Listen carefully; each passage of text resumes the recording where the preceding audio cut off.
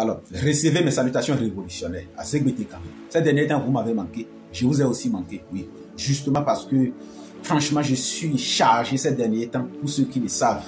Mais je fais l'effort, je ferai toujours l'effort de vous parvenir suite à mes disponibilités. Puisque c'est un devoir, je pense que vous le convenez très bien avec moi. Ici, nous allons répondre ensemble à notre frère.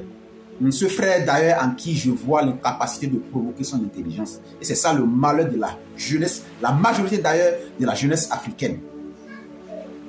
Je tiens à dire à cette jeunesse de toujours provoquer son intelligence. L'intelligence, c'est à provoquer. Quelqu'un qui est incapable, excusez-moi le terme, de provoquer son intelligence ne sera jamais intelligent.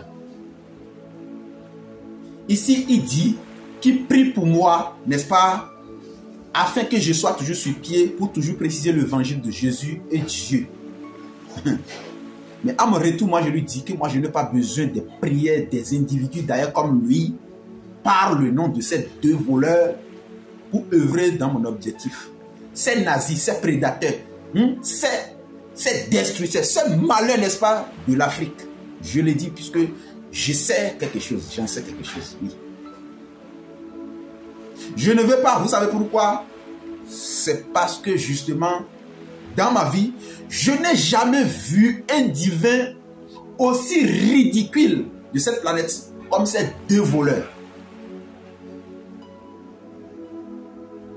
Ces deux voleurs, n'est-ce pas, qui se sont débarqués par les Écritures dans un livre comme ceci, qui se dit tout puissant.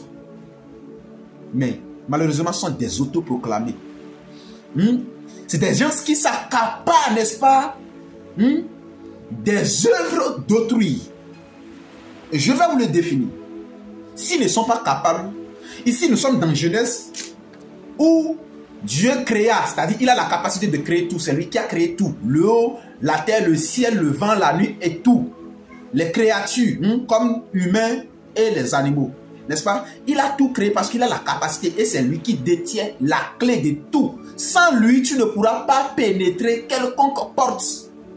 Il faut d'abord faire recours à lui, n'est-ce pas? Et il a créé Adam et Ève. En plus, un serpent les a mis dans un jardin. Sans son consentement, tu ne peux rien faire. Mais malheureusement, le serpent a manipulé Adam et Ève. Et ils ont mangé un fruit.